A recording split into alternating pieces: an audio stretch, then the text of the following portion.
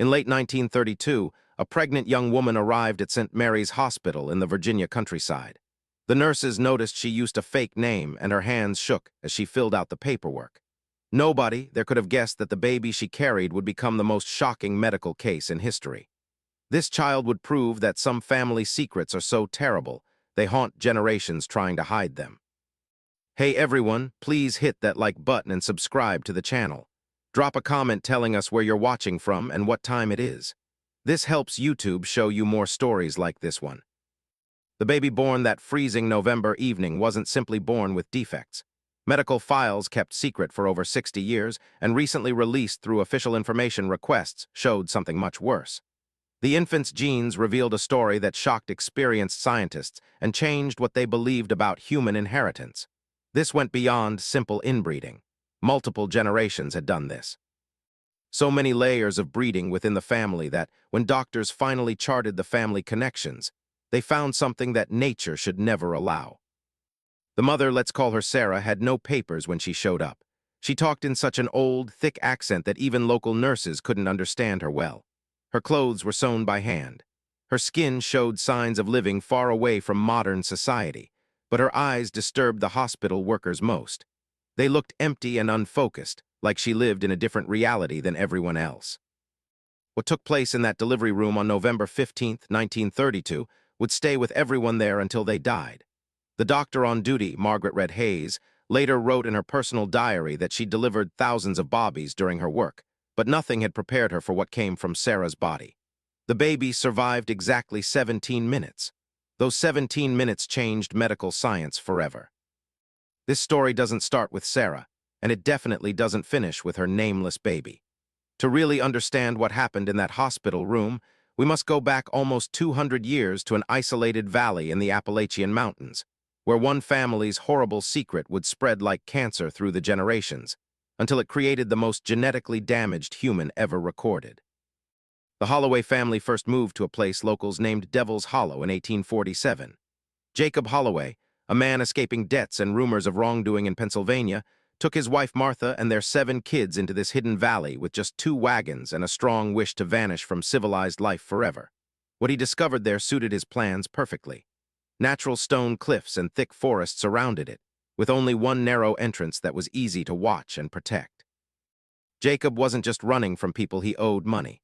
Court papers from Philadelphia, found only in 2019 during college research, showed he'd been charged with inappropriate relations with his own daughters. The charges got dropped when important witnesses mysteriously changed their minds, but his family's reputation was destroyed.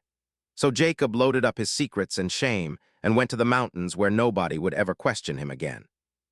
The valley itself seemed cursed right from the start. Earlier settlers had left after just a few seasons, saying the land felt wrong somehow. Native Cherokee people had stayed away from the area for many generations, gnawing at the place where spirits become ill. But Jacob only saw the isolation as perfect. Here his family could follow their own rules, answer to nobody but him, and keep their bloodline pure in ways that would horrify even him later. Martha Holloway gave Jacob 3 more children in that valley, before dying under questionable circumstances in 1854. The local sheriff rode out to check on things, but the family acted so hostile and the landscape was so dangerous that he simply wrote down death by fever and never came back. He didn't know that Martha had learned something about her husband's nighttime visits to their daughters' cabins, and her death hadn't been from natural causes at all. With Martha dead, Jacob's power over the family became total. He set up what he named the Natural Order, a system of forced marriages between brothers and sisters and cousins that would keep the Holloway blood concentrated and the family's secrets locked away from outsiders. The oldest daughter, Rebecca, married her own brother Thomas when she turned 16. Their first baby, born in 1856, started a genetic disaster that would continue through 6 generations.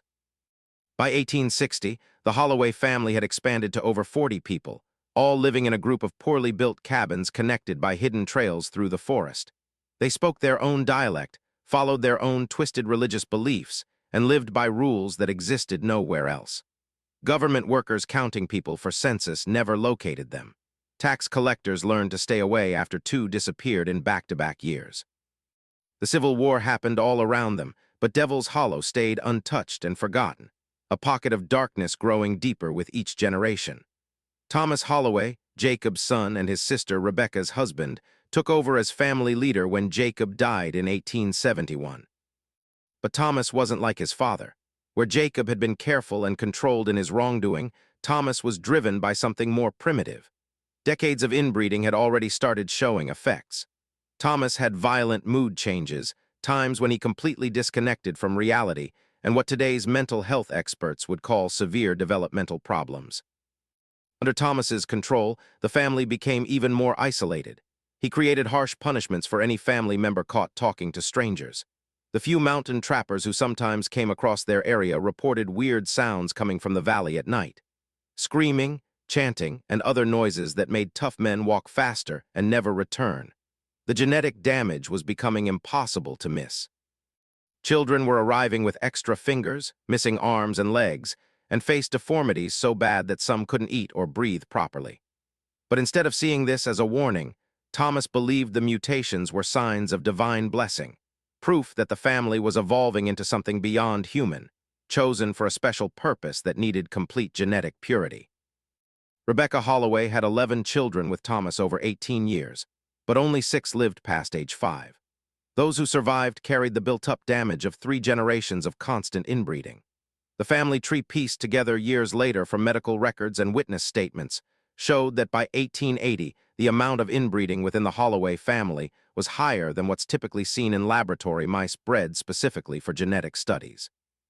The 4th generation marked a critical point in the family's slide into genetic nightmare. Thomas's surviving children Mary, Joseph, Samuel, Elizabeth, Ruth, and Abel were matched in marriages that violated every natural and civil law. Brother married sister, uncle married niece, and sometimes fathers took their own daughters as wives when no other suitable partners could be found within the bloodline. The children born from these unions were living proof of humanity's genetic breaking point. Many arrived with problems so extreme they never learned to walk, talk, or even know their own faces. Sarah was born in this 4th generation, the young woman who would eventually enter that Virginia hospital carrying the most inbred child in medical history. Sarah resulted from a union between her grandfather Joseph and her Aunt Elizabeth, making her both a great-granddaughter and a granddaughter to the same man. The genetic counselor who later studied her family tree spent 3 days mapping the connections before finally giving up and saying the whole structure was genetically impossible, yet somehow real. Sarah Holloway came into the world in 1912 with odds already stacked impossibly against her. Born to parents who shared over 75% of their genes, a genetic overlap that shouldn't happen outside identical twins. She was a walking survival miracle wrapped in a nightmare of inherited damage. Her birth weight was barely 3 pounds. Her skull was oddly shaped and her left arm stopped at the elbow in a mess of underdeveloped bone and tissue. But Sarah lived, and that alone was remarkable. Of the 12 children born to her parents over 15 years, only 3 survived past baby age, and Sarah was the only one capable of something like normal thinking. She learned to walk at 4, said her first words at 6, and by the time she became a teenager, she had become almost a genius within the twisted world of Devil's Hollow. A young woman who could read the few rotting books the family owned, and even write simple letters in cramped, shaky handwriting. The family leader during Sarah's time was her great-uncle Abel, a man whose own genetic damage had made him nearly 7 feet tall, but with the mind of a child. Abel ruled through fear and superstition, preaching a twisted gospel that declared the family's deformities as holy marks, signs of God's special attention that would eventually turn them into angels on earth. Under his leadership, the family's religious activities had become something that would have horrified even their ancestors. Ceremonies involving blood, bones, and acts that medical experts still won't discuss in detail. When Sarah turned 18 in 1930, Abel picked her husband the traditional family way by drawing lots among her male relatives. The winner was her own Uncle Marcus, a man 43 years older than her, who had already fathered 6 severely disabled children with 2 of his nieces. Marcus was himself the result of 3 generations of brother-sister marriages, and his genetic makeup read like a list of everything that could go wrong with human genes.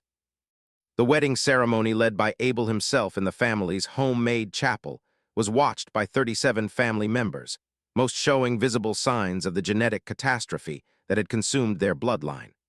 Photos from that day found in a trunk buried behind the family graveyard show faces that look almost alien in their deformity.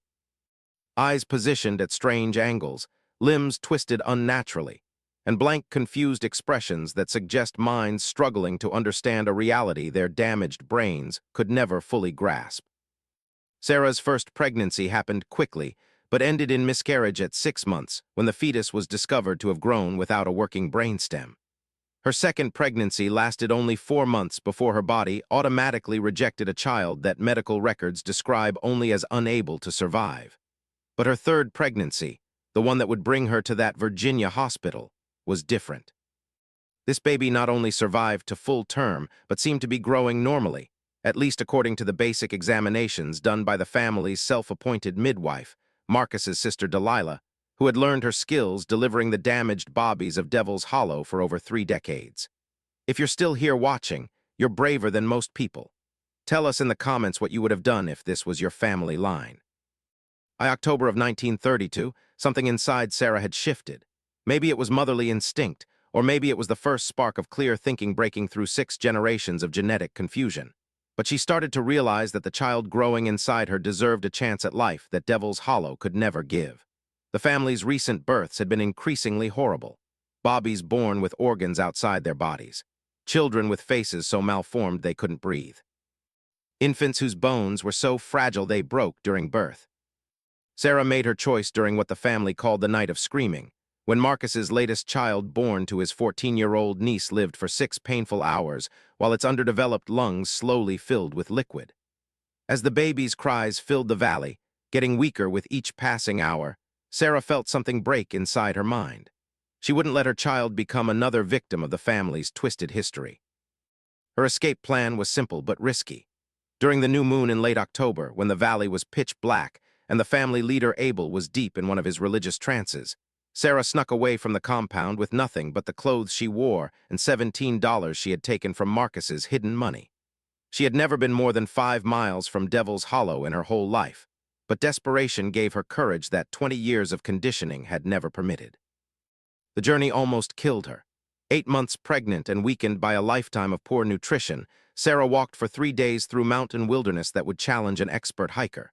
She survived on berries and stream water, sleeping in caves and hollow logs, pushed forward by an obsession that bordered on insanity.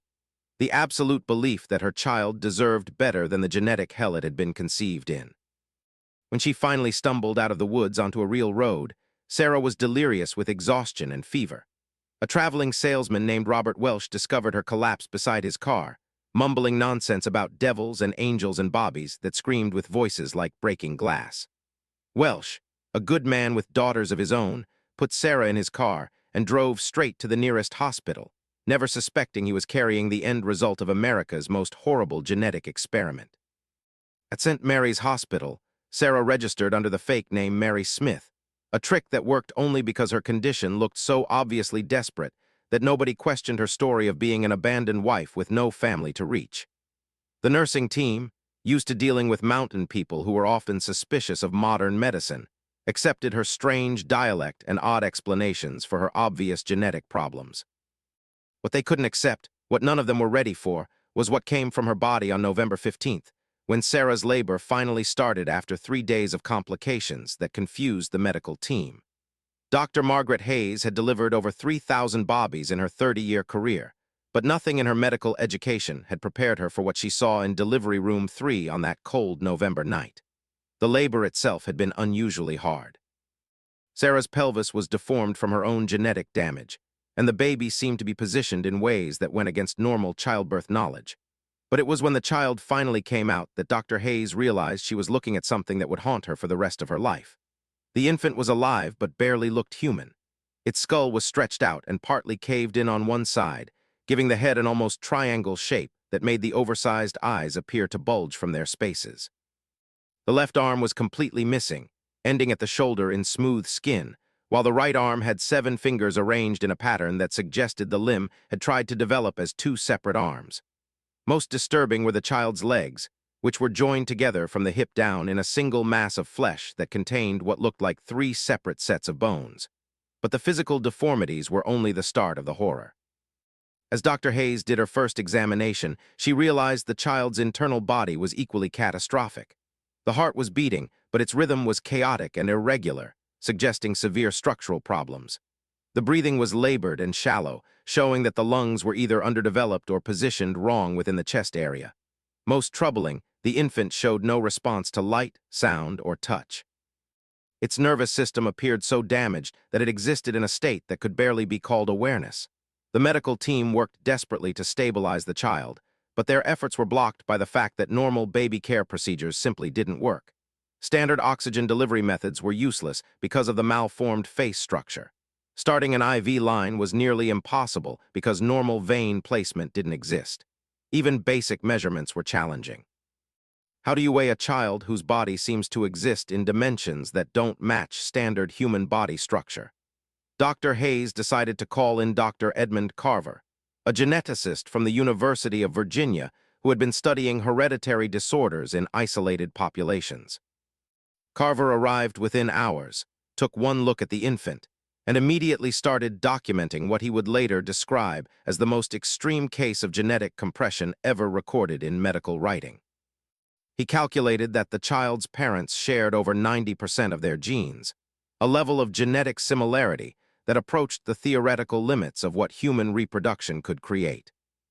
The child lived for exactly 17 minutes. During that short time, Dr. Carver managed to collect tissue samples and photograph the infant from every possible angle, creating a record that would later become the foundation for groundbreaking research into the effects of extreme inbreeding on human development. But as the child's chaotic heartbeat finally stopped, everyone in the room understood they had witnessed something that went beyond normal medical experience. They had seen the ultimate result of humanity's darkest impulses made flesh. Sarah, sedated and exhausted from the traumatic delivery, was told only that her baby had been born with severe complications and hadn't survived. She accepted this news with a strange calmness that disturbed the nursing team, as if some part of her had always known her child was doomed from the moment of conception. Dr. Carver's research into the Holloway family case would cover the next 40 years of his career, but it was research done in complete secrecy. The genetic information he had collected was so disturbing, so far beyond the boundaries of normal human variation, that he feared publishing it would either be dismissed as fake or worse, used to justify the kind of eugenic policies that were becoming popular in 1930s America. Instead, he locked his findings in a private vault, sharing them only with a few trusted colleagues who promised to keep quiet. Sarah herself vanished from the hospital 3 days after giving birth, leaving behind only a note written in her cramped handwriting. "The devil's work is finished. I go to make peace with God." Hospital workers assumed she had gone back to whatever mountain community she came from, but the truth was far sadder. Sarah's body was discovered 2 weeks later at the bottom of a ravine 50 miles from the hospital. Her death ruled a suicide by local authorities, who never connected her to the mysterious case at St. Mary's. The Holloway family story might have ended there, buried with Sarah in an unmarked grave, if not for a series of coincidences that started happening in the 1970s. Genealogy researchers working on Appalachian family histories started noticing strange gaps in the historical records, entire bloodlines that seemed to disappear without explanation. Census information that showed impossible family relationships and local legends about a cursed valley where the devil himself was said to walk among the living. In 1984, Dr. Carver finally broke his silence.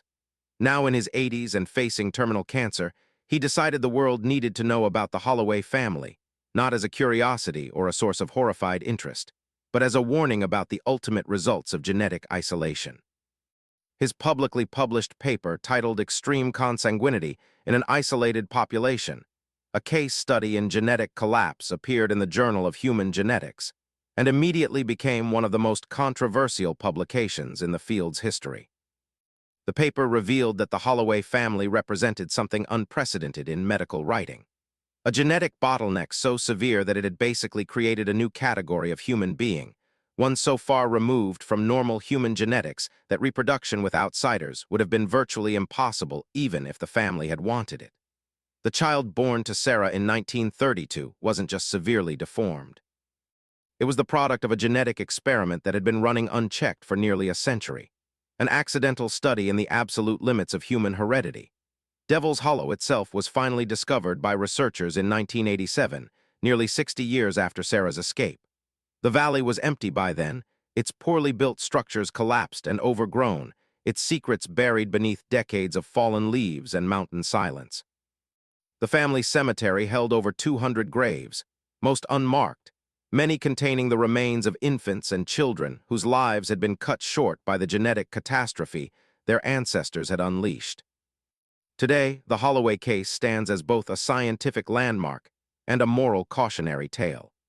Modern geneticists study Dr. Carver's information to better understand the mechanisms of genetic disease, while ethicists use the family story to show the importance of genetic diversity in human populations. But perhaps most importantly, the story serves as a reminder that some secrets are too terrible to keep hidden, and that the cost of isolation, whether genetic, social, or moral, can echo through generations long after the original sins have been forgotten. The most inbred child ever born lived for only 17 minutes, but its legacy continues to shape our understanding of human genetics nearly a century later. In those brief moments of life, that unnamed infant carried within its damaged cells the accumulated weight of 6 generations of family secrets, a living testament to the darkest corners of human nature and the terrible price of keeping some truths buried.